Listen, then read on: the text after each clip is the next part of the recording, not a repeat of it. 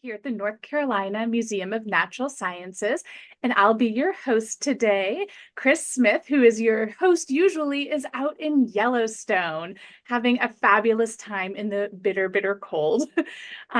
So this program is a series in partnership with the museum and the Office of Environmental Education. And I'll be your host today. I'm with your host usually in Yellowstone, having a fabulous time in the bitter, bitter cold. I am so sorry. I had a screen up here that was giving me an echo. I apologize for that delay. So this program is a partnership with the Office of Environmental Education in the Department of Environmental Quality and broadcast by us here at the museum. We have a really, really exciting show for you today. And I am so excited to introduce our speaker, Ed Burgess, who is a photographer. And he's going to show us all kinds of amazing things about photography and birds, which I personally am very passionate about. So Ed, welcome to the show. We're really excited to have you here. Thanks. I'm glad to be here. This is one of my passions, so it's easy to talk about. I agree. It's also one of my passions. We were chatting a little bit before we got started, so this is going to be a whole lot of fun. So if you want to go ahead and pull up your presentation, we can get started. Okay. Let's see here. Here we go. All right. I was just in Florida and trying to catch up with some snail kites. And this is some images I caught while down there, and went down to shoot a wedding and built in a few days to chase birds. So that's kind of how I do it. I shoot photography, weddings, commercial, and with Ironman, and try to build in days around the country and build in for birds.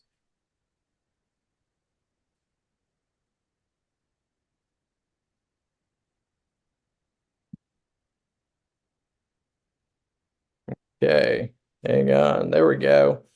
So, people ask about cameras, and, nowadays, pretty much it's like Chevy, Ford, Toyota. It depends on what you're brought up on and what you're used to shooting. They're pretty much getting to be where they're at the same quality across the board. I use Sony, and, a lot of people use the Canon and the Nikon. It's pretty much you're on equal ground. A lot of people like the mirrorless is where everybody's kind of going, because you can see what you shoot what you see. You don't have to print film. You don't have to take the time to pull the camera up and look at the back of the screen. You see what you're shooting right through the viewfinder. So it works really well that way. As far as lenses, you can never be too long. That's the saying in wildlife. But the 70 to 200 around Raleigh in this area, we have so much diversity as far as trees, and the lighting is horrible sometimes. So, having a 70 to 200, you're able to get some of these shots that you can't get with the longer lenses. I use a 600 f4, and it allows enough light that I can get into some of those places and take those shots.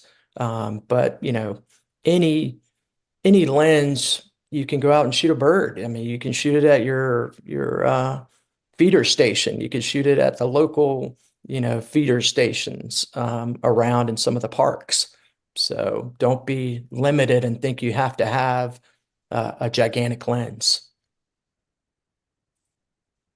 Tripods, a lot of people use tripods and gimbals and monopods, and the heavier lenses, they really want to use something to stabilize that lens.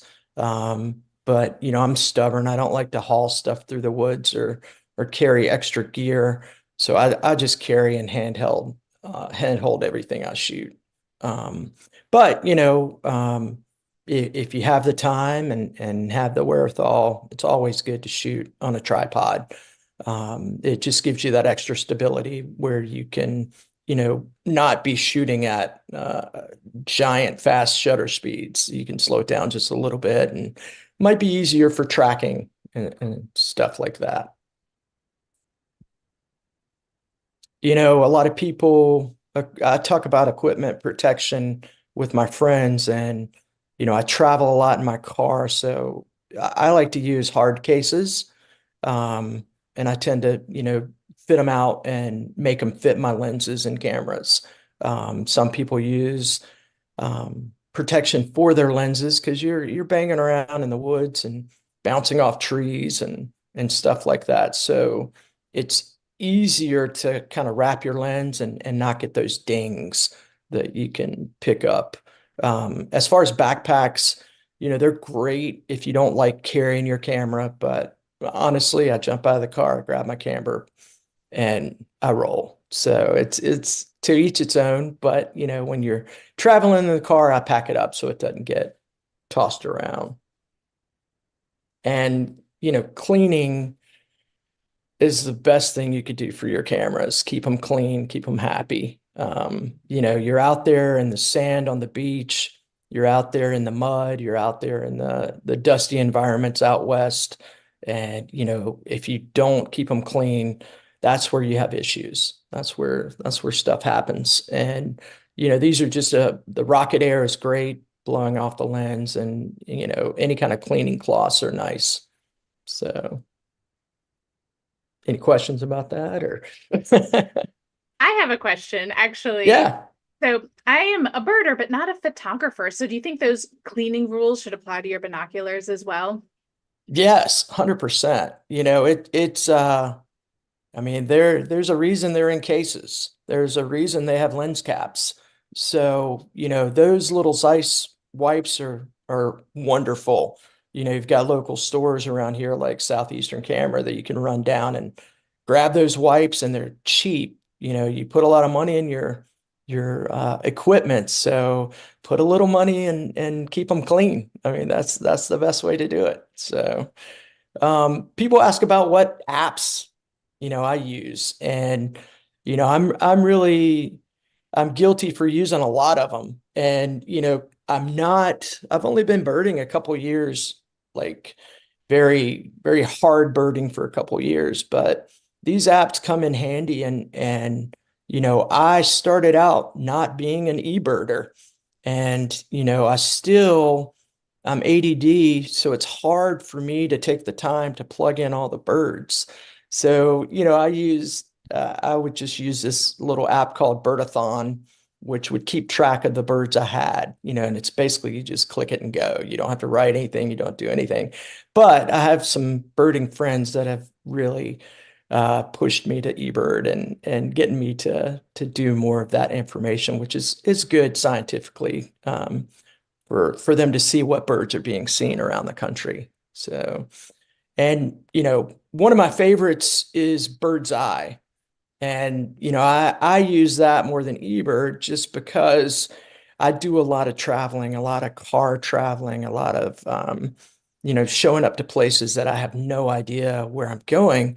And my problem with the eBird is I'm not very bright. And to search, and they've changed it a little bit. They've made a great search area, but before you had to put in the county, and then you find your spots. And I don't know the county. I'm driving. I'm on the road, just got out of Buc-ee's with a brisket sandwich and heading to a spot. So Bird's Eye is really cool because you can find nearby birds.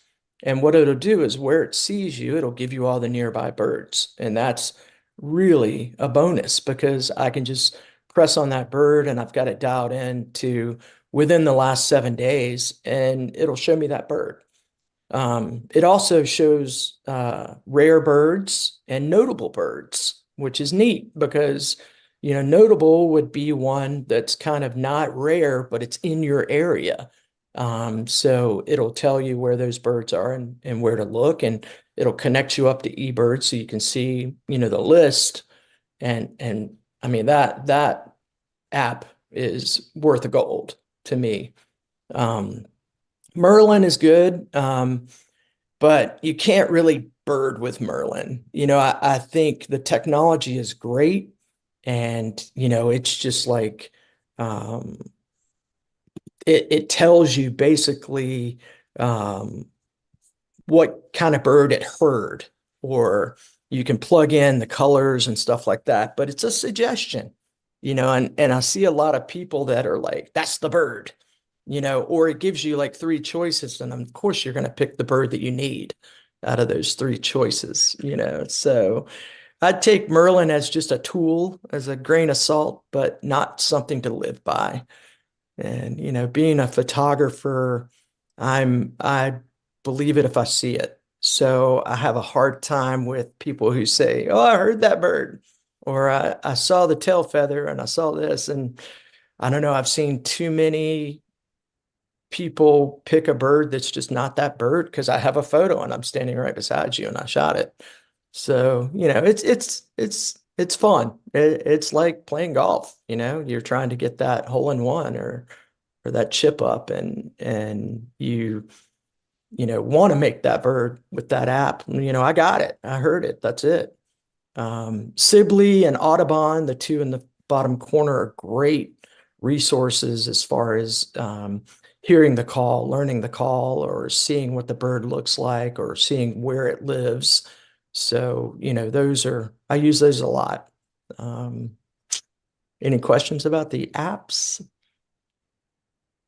We have a few folks saying that they do love Merlin. And Yeah. I'm one of those people that I think it makes me a better birder by ear, because I'm a terrible birder by ear, but it can help me like learn the calls. So I appreciate that on Merlin. Oh yeah, yeah. No, it's a great tool. It's just I don't think it can make the final assessment sometimes. I think it can be off if you don't have it the whole bird pack downloaded. You're in Florida, but you don't have the whole bird pack of Florida. It's going to find the closest thing to it from your bird pack.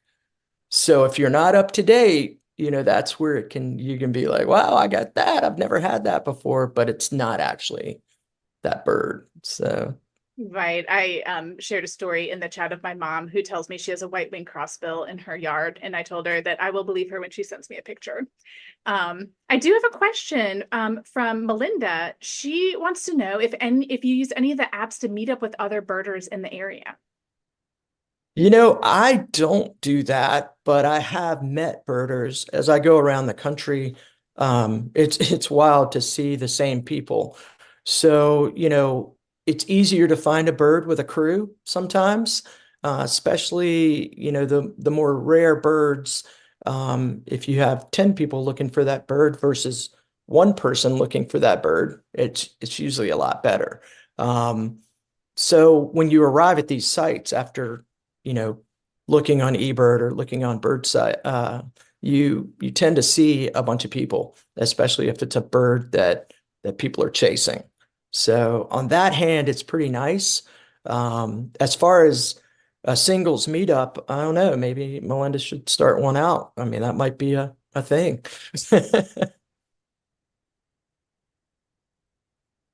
And Dave has a question. They'd like to know if you ever seen the Gunnison sage grouse. You know what, Dave? I need to come out there and see that. I have not caught that yet, but that's a great bird. I have gotten a few grouse. I got one in Saxon Bog and a few other ones, but I need that one, Dave. I'm coming out there.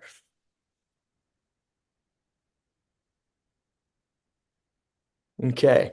Next slide. Here we go. Let's see if I can get this going. Oh, people ask me about my setup and how I go around. And I basically got a RAV4, a Toyota, and it's a hybrid. And I raised it up, like 3 inches, and it's all-wheel drive. And I built a bed in the back that I can put everything under, and it's amazing. I've probably put 150,000 miles on it in 2 years. It's for like $1.50 a night. So it works really well. And that's kind of how I travel around. Working for Ironman and BCC Live, which is a great group of folks. I I'll drive out to Texas, to Ironman, Texas, but I'll go the low route and I'll stop by Sabine Woods and all the really cool birding spots going across Texas Hill Country, and then pop up and work the event, and then hit some stuff going back. So, it's all in planning, and usually that's in the spring migration, which is nice. And then, I try to hit the fall migration as well, going up. So, yep, that's how I live right there. Any questions about that? So bad weather, bugs, and no cell coverage. I mean, that's a birder's life right there. And it's it's it's legit. I've got friends, my friend Francis is headed down to chase a few birds in Texas that are blowing up right now, which is like the roadside hawk and a few other birds that are right down there on the border. And I was down there just recently, and it thundered, rained, and for me, I'm like, okay, I'll drive 15 hours tonight and end up tomorrow morning in Arizona. So, I mean, you've got to roll with the punches. And if it doesn't work out, you got to go to where the birds are. I did bird around and grab the two birds I went to go get, which is a blue bunting and a roadside hawk. And I was able to get them, but not photos. So for me, it doesn't count. I got them, saw them with a bunch of photographers, but I can't count that personally. So I don't know. That's just how I am. And you said you're from Alaska, or you worked in Alaska. I mean, I got a great birds up there working an event, and then just taking 2 weeks to drive around up there. So it's all about just kind of planning, and it's more seat of the pants planning. So the key to me, for helping your shots is learn what you're shooting, and learn kind of where they hang out, where they come. I mean, with hummingbirds, they tend to land on the same spots. If you see them land at a spot, they're usually going to come back. So, most people, move around and hike all over the place to try to, but if you see it once, it's usually going to pass through again if you have the patience. Um, Light's ever changing, shoot butterflies, shoot gulls. I mean, that'll hone your skills for these little warblers. And I know, they're twitchy. I mean, they don't wait for anything. They're popping around, and they're usually in the bushes.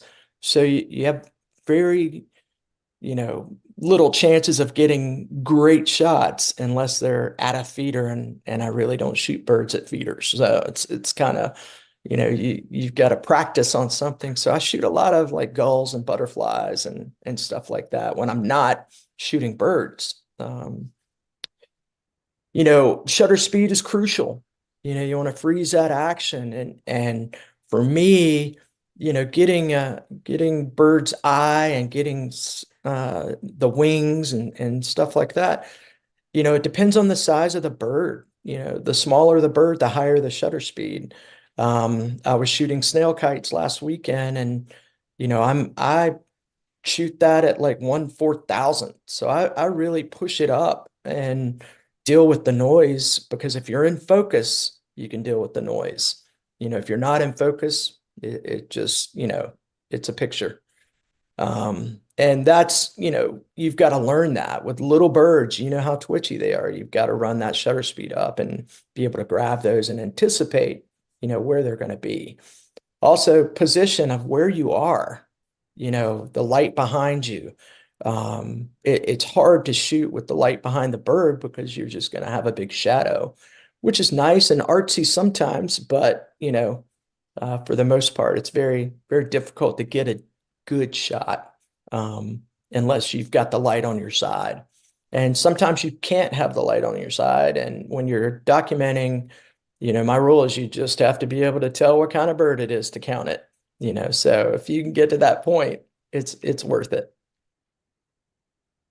Any more questions? Yes, I have a couple of questions. So one, can you tell us what species of hummingbird that was in the last slide? I believe that was a white-eared Oh, from Arizona. okay. Yeah.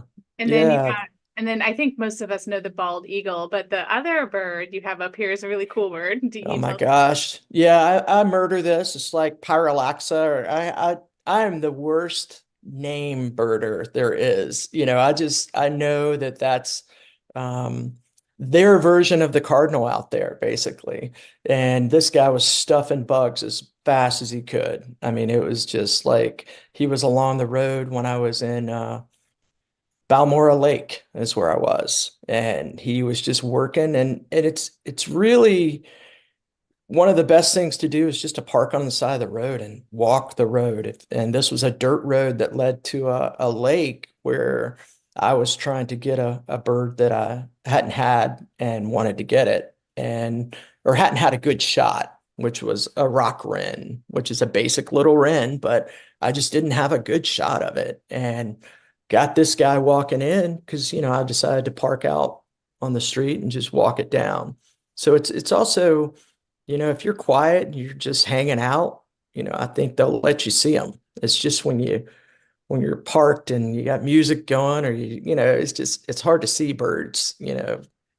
I swear 4 years ago, I never saw any of these birds. I'd see an eagle every once in a while, but these other birds didn't exist until I started birding.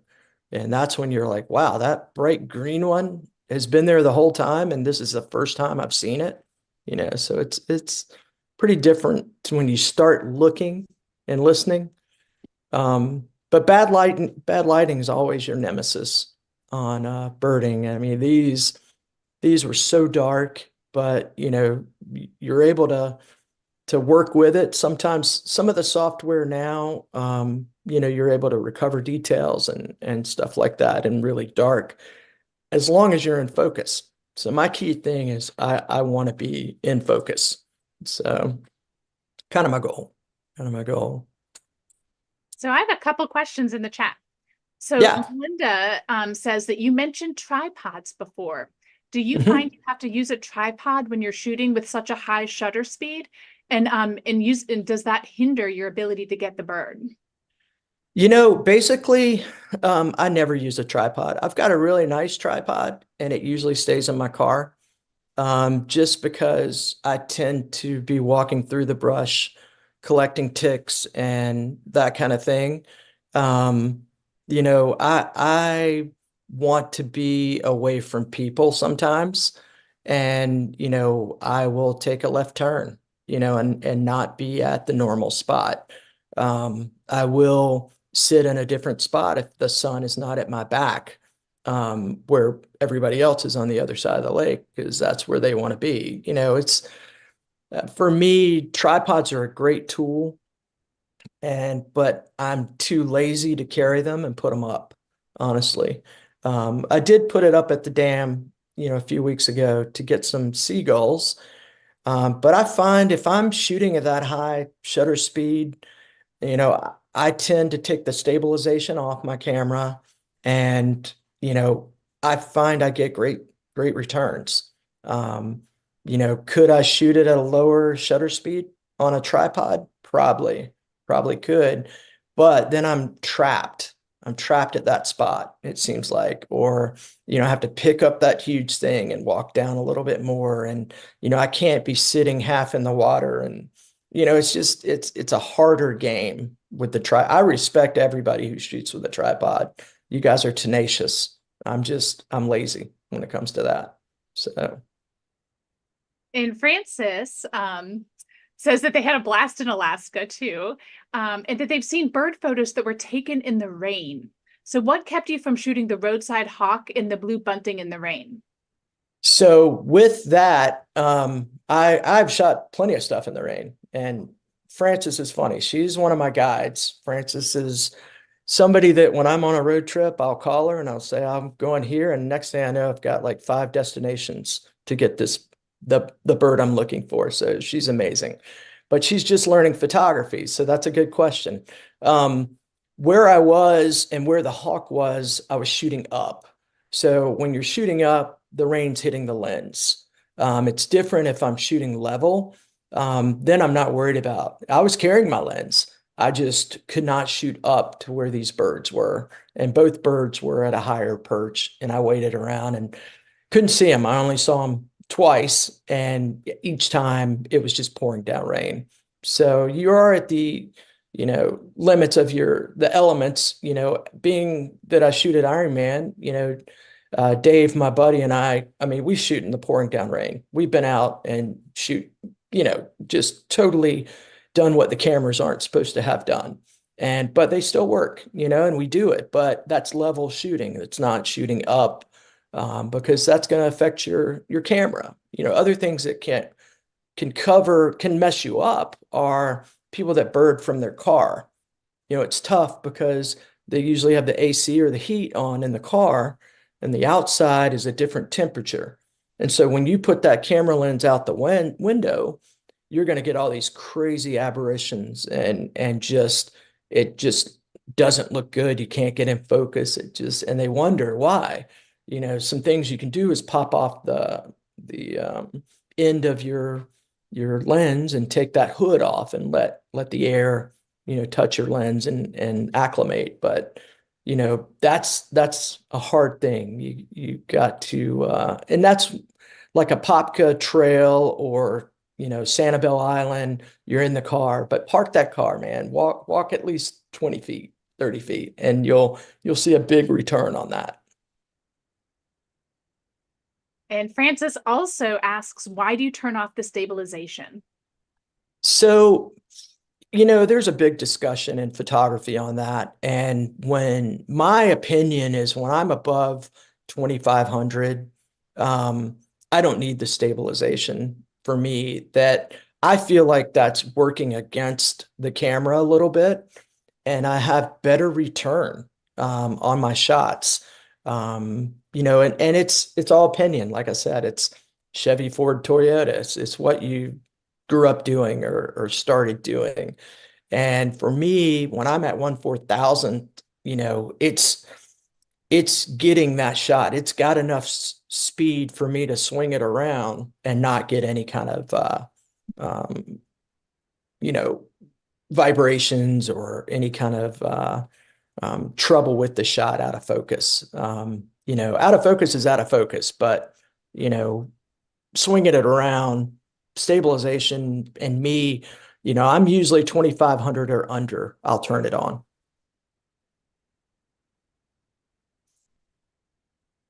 High ISO is what everybody talks about, shooting high ISO. And my theory on that is it's better to be in focus and have noise that you can fix and post than it is to not get the shot. So I let it run on my camera. I'm auto ISO all the time, and I just let that thing run as high as it'll go. And I mean, this is 12,800, and he's coming out of this dark little creek, and we caught him. So I mean, it's you've got to trade one for the other. And that's my idea is I want to catch the bird doing something besides sitting on a branch. If it's a rarity, I'll take it sitting on a branch right in front of me. Come on. But if it's the normal bird, the normal thing, you like in Raleigh, we deal with a lot of blue herons, and I love them. They're great. They have great personalities, but I want to catch them other than just standing beside the water. It's an amazing shot. So Brian asks, do you keep your hood on most of the time? I do keep my hood on because I'm walking through the woods. And I don't want to bang that lens element on it. But, I did shoot, I just shot in the rain in Florida, and I took the hood off. It was slightly misting, and, I was having issues with light and just, stuff, not letting in enough light. So I took it off just to gain a little bit of light down there. And, but most of the time, I would say 98% of the time, I keep that lens hood on. Patience is what I don't have, but if I see a bird that I really enjoy watching, I can sit there and wait for it. And, pileates are one of my favorite birds. They're just so loud and so obnoxious. And, I love them. And this one was basically clearing out a hole for laying some little baby pileated. So it was fun to watch as he just took pieces and pieces and threw them out to the side. So that kind of patience I can deal with. Other than that, I'm on the move. Oops. You know this bird, the butcher bird. So they're really a cool bird, and I'm looking for sun position. I'm looking for emotion. Timing. I'm trying to find all this stuff before I take the shot. I'm not one that shoots 6,000 shots. I really have a hard time looking through 6,000 shots. So, I love the fact that my camera can shoot 30 frames a second, but I don't want to shoot 30 frames a second. I shoot typically in 3-shot bursts. And this little guy right here, I don't know if I know you know what these birds do, but I got him shoving the little gecko head onto a thorn. And, right there, he's holding it and he's going to save it for later. So, that kind of stuff is just, for me, interesting to see. I was in a prairie trying to get a long spur out in the middle of nowhere. And, Francis had sent me out to this pen and it was amazing, but unfortunately that morning, there were 3 butcher birds or shrikes out there, and the little birds just didn't want to come around. So it was a tough. Plus, I had a couple kestrels that were just making themselves known. But that's you're trying to show emotion. You're trying to show expression on these birds, and the snowy owl is one of my favorites, and yeah, I chased this one. That was my nemesis bird for forever. I just could not nail it. And finally, in Jones Beach, New York, Bobby Center and myself, who's one of my buddies that I drive around with, was able to find this bird, and it's on the beach just hanging out. So, you have more questions or keep So there's one going? in the chat. I just want to say that she's adorable. I'm calling her she because of Hedwig, but that is an Yeah. adorable shot. Yeah. And you've got a white-eyed vireo feeding its chicks. And, this is in Durham. These birds this bird and the nest was literally 6 feet off the trail. And so if you take your time and look around, there's wonderment everywhere. It's pretty crazy. And these birds are so loud and they sound so cool that all you have to do is just focus on where you hear them and just kind of look around. I mean, she went back and forth to the nest with the other bird, and it was probably 20, 30 times. So while we were there. So it's pretty neat. It's pretty neat. Timing's everything, these bluebirds were at the Prairie Ridge Eco Station, and they were just there's so many bluebirds out there, and they're gonna fight. Just wait on it. Pick your time. This hawk was eating frogs at Lake Lynn. And I was literally 30 feet from it. It would drop down, grab a frog, and pop back up on the little tree. And once I saw it sitting there, I knew it would come back, and it just worked it. This Nahinga was Huntington Beach, South Carolina. And I don't know if you know about these birds, but the snake bird, it's amazing to watch them. When you see them go underwater, they're coming up with a fish. They rarely miss. And so it spent, time dealing with that plant that was hung up in its jaw as well, trying to get that out and the fish in. So it's kind of comical sometimes when you get to watching these birds. When I was in Florida, I watched a pelican trying to get a big, huge catfish down, and it wouldn't go. and it couldn't get it out because the way they turn it, the catfish have those spikes and it just won't let it go the other way. And it probably spent an hour trying to put this catfish down. Yeah, pretty amazing. So timing is everything. Any more questions? Yeah. So, Oh, okay. Francis has a question. Oh boy. Another question. I just wanted to comment that both with the great blue heron and the Aninga, like the way they are piercing the fish with their bill is just it's so cool. You don't Yes. realize that, I guess without getting this photographic evidence, like maybe you might not even see that that's what's happening. It's like a little spear gun underwater. So It's just amazing. So Frances says amazing Eastern bluebird picture. She limits the ISO on her camera to 3200 because she can't fix all the noise in post. So is there right. a difference in the amount of noise produced by a professional camera and a super zoom, for example? There is. The super zooms, I guess we call them bridge cameras as well.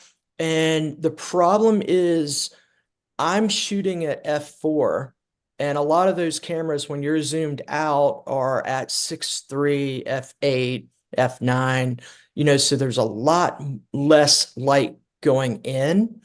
And so what happens is your ISO has to run a lot higher. And so you have way more noise in those cameras.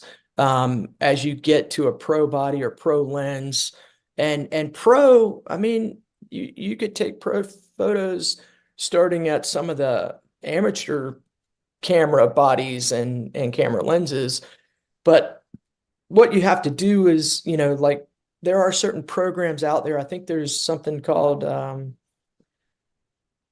Topaz denoise. Lightroom does a really good job at denoise now. So you have some programs available to help if you are running into noise. But the key thing, it can't do anything if you're not in focus. So a lot of that is a trade-off. If you're not getting the bird in focus and it's denoise and it's got a lot of noise, you're not able to bring that back. It's just not going to happen. So my key thing is I want it in focus. So that's why I'm shooting as high as 25,600 sometimes, to get that bird in focus. And Francis has a follow-up question. Does it have anything to do with the size of the sensor? It does. For me, I like full frame, but you have smaller ones that are going to, like Olympus is a micro four thirds. Then you have the APS-C, which is going to be a lot of versions like Fuji, and a bunch of cameras make APS-C. The size of the lens is going to be letting in more information, more light. It's going to a lot of times give you more megapixel. So you have stuff to work with. And, for me, I'm shooting RAW. So JPEG is tough because what happens with JPEG is the camera is basically baking the cake for you. With RAW, I've got the ingredients and I'm going to put that cake together and get what I want. Because when you're doing JPEG, and a lot of people shoot JPEG, and that's all well and good. It's just I don't want my cake cooked by the camera because the camera doesn't know that I've got a bright light off to the left or that I'm trying to expose for the bird and not the whole screen. And it's there's so many variables when the camera makes the choices for you, that I don't want the camera to do that. I basically want all the ingredients to come to me, and then I want to cook that cake when I get home. So that's, your basic raw JPEG kind of thing. And the whole thing is get close, take your time, sit, these two birds, that the owl was in the bog garden in Greensboro, and I'm literally 10 feet away. I couldn't shoot it with my regular camera lens, so I had to put on a 70 to 200. And he's just looking at me, just chilling and doesn't care about anything. This Canada warbler here I was in a group of like 15 people and they're loud talking, and I just waited up. I stayed back and I just sat down on this little stump and he popped up right beside me. And it's that kind of stuff that if you know the birds in the area, get somewhere where it's advantageous for the bird to land. Get somewhere where it feels like it's got cover, and let it get close to you. Let it come to you, because a lot of times it's surprising. I mean, they're curious. They'll come up and check out things. Yes, that's why we pish. Yes. Wendy has a question. What are some of your favorite birds and places to bird? So probably my favorite state, well, my favorite state is probably Arizona, is where I would say. It just has the most diverse group of birds in the US. Now, I'm going to be birding in Costa Rica and Panama in the next couple months, so maybe that'll change. Maybe those are my favorite places. But in the US, I would say Arizona, just because of what it is. Now, I did fall in love with Alaska. I think I could spend some time up there. It's just Arizona is so easy for me to get to. At my company BCC, when I'm doing Arizona, Ironman Arizona, I can pop off and get those birds and stuff. And for Texas, I'm in hill country, and it's a toss up. I'm really chasing. This whooping crane was in Florida, and I literally took a left turn down a dirt road in this orange grove, and there were two in a field just standing there. And I've got a 50 mil lens on this. I just grabbed my camera out of the car and shot these. And the other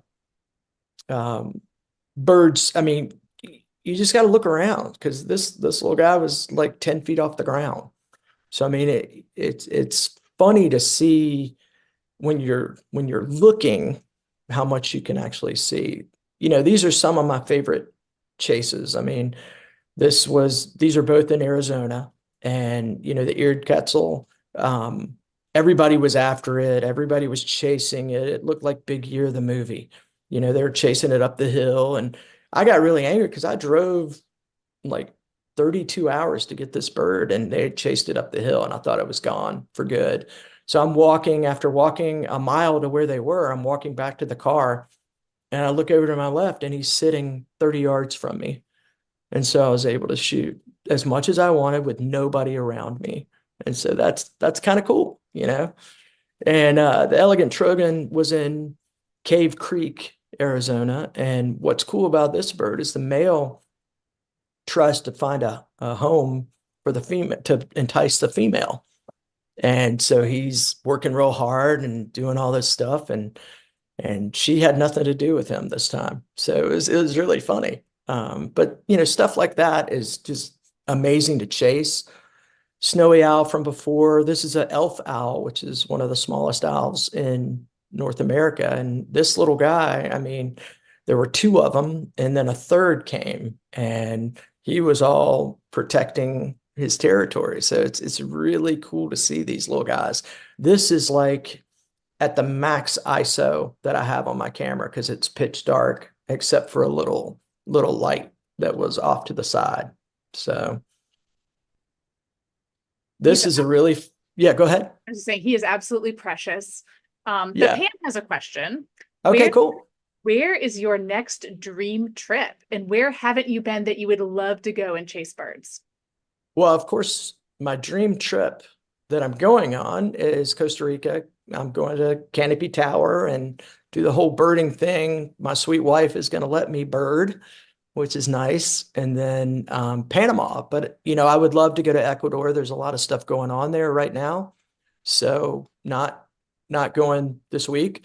I'm going to let that blow over. But my dream trip would probably be Africa. I would love to go to Africa and bird there particularly, but also be able to get a lot of the other wildlife. The story about this little fantail warbler, I chased this bird. It was hilarious. It was on the side of a road at this little park, and there were probably 40 people chasing this bird, and we saw it, we saw it, we saw it. And there was a guy sitting he had brought a chair, and he just sat in a chair, and he was texting his wife or somebody that he couldn't find the bird. And this bird popped out literally on his foot, right beside his foot.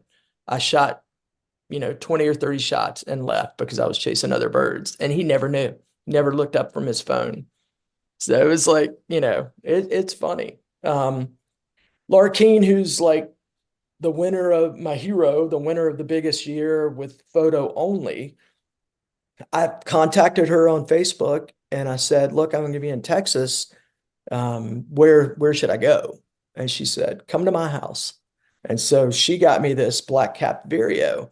And literally, I mean, it was amazing. I was like, this is so cool that the birder community is really tight, and, they'll help you out, and you can ask, hey, I've never been here. Where should I park?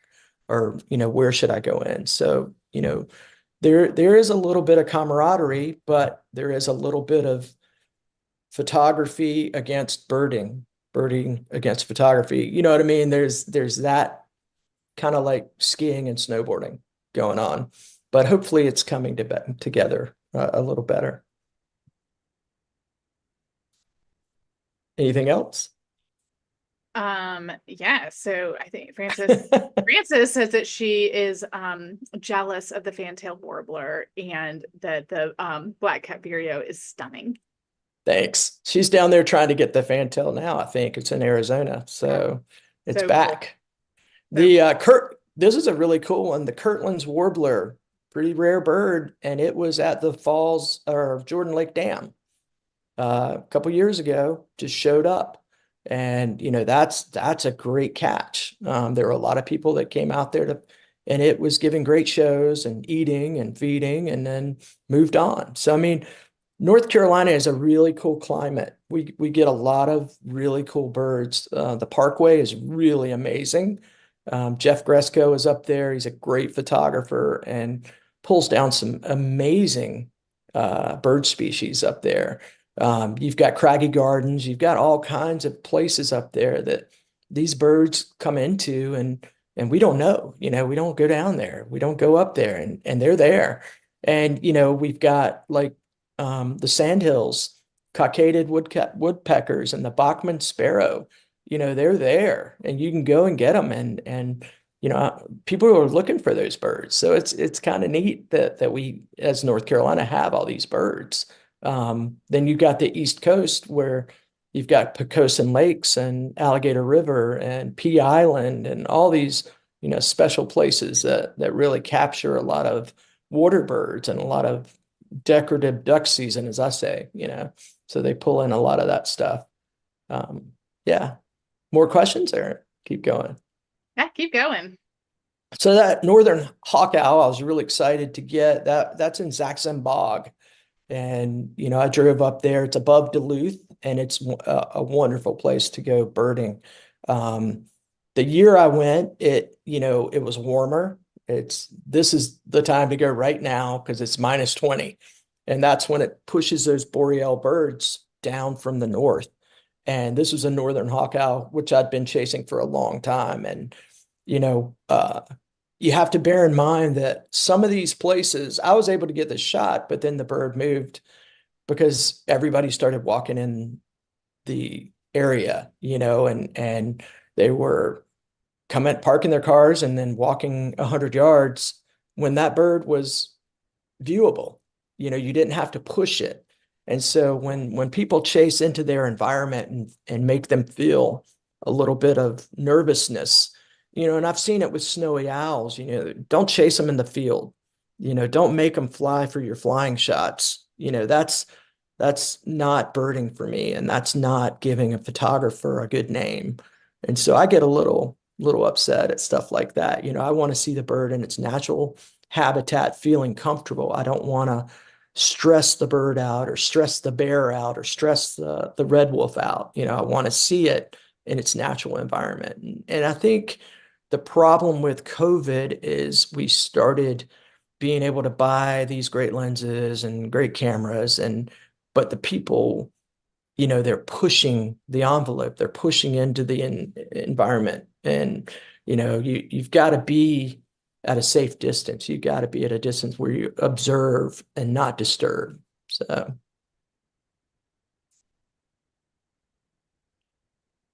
these I two were great little birds. Yeah. Go really ahead. amazing. Yeah, I was gonna say I agree wholeheartedly. Like it is our privilege to get to observe these animals, and they need and it's our duty to make sure that they're safe and aren't stressed out by us. 100%. This bird, the Bahama mockingbird, was in Florida, and I chased it down there. I didn't chase it. I went down to where it was. And, there's this giant fence and an RV park. And, you couldn't go in the RV park. And I walked around and I could see it. And a guy sitting grilling steaks was like, "Hey, you want to come in? You're looking for the Bahama mockingbird, right?" And I was like, "Yeah." And he's like, "Well, I'll give you the code." And so, it's funny when there's a bird there and people are nice enough to invite you into their house or invite you into their yard or it's really kind of cool because I think they like it as well. It's a really cool thing when you have people from around the country, coming to see a certain bird. The streakback oriole was a great bird. It's in a subdivision and they put a sign up, "No birders, please park outside and walk in." And I'm like, okay. And, I walked in and the lady was like, "Yeah, he's right over there," and so it's, if you play by the rules, you get rewarded. You really do. There's that white-eared hummingbird, which I was really excited to get. That's one of my favorite birds, and also the fork-tailed flycatcher, which was in Alabama. And I went down there and he was hanging out with his meadowlark. And it's just really kind of cool to see two birds that are just really fun birds hanging out together. Now, that's bird on the wire. I don't usually go for bird on the wire, but you know what? It was really a cool shot and I liked it. I liked it. So it counts. This is probably the rarest bird I've ever chased, and it is the gray gull. And it was in Florida, and it's usually in Chile and Argentina, down in that area. And it was having a great time. And, I drove down there and it was literally, I thought I wasn't going to get it because it hadn't been posted in a day or so. And I got down to where they had marked it and got out of the car in the parking lot and walked 40 yards, and there was a lady feeding shrimp to it. And, I was like, "Oh my God." And I shot this thing, and luckily I got it the day before it left, so it was gone after that.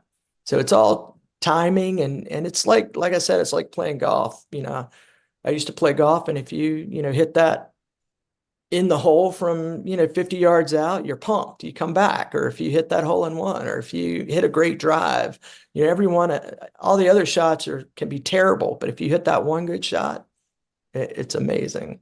And the last one I got, which I was really excited to get, and this is the bird of the year. This has been my nemesis bird for forever. And I go down to Sabine Woods and all around that area to try to get this bird, and I just could not get it. And I got it this year. So I was really excited to grab that golden wing warbler. So, but that's pretty much it. If you have questions, that's what I got. Well, thank you so much. I'm jealous of the golden winged warbler. That one is yet to be on my list. When Abby says that from of the gray gull that it looks so proud of its beautiful wings. Yes, yes, and I try to, if it's a rare bird, I try to get it flying from behind, from the front. I try to get all those markings so that people have that information. Yeah, So and they believe you. Yes. yes, exactly. That's the key. Right. Well, folks, if you have any more questions, please put them in the chat. Francis just said that it's defined, the code 5 is an American Birding Association reference to how rare or common the bird is. So Right. code 5 Right. is top of the line, right? Yes, that's what you want.